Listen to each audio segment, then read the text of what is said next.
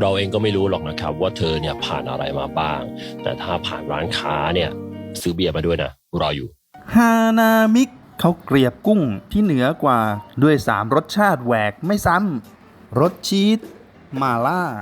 และวาซาบิครีมสลัดเค็มๆเต็มคำอร่อยได้ทุกที่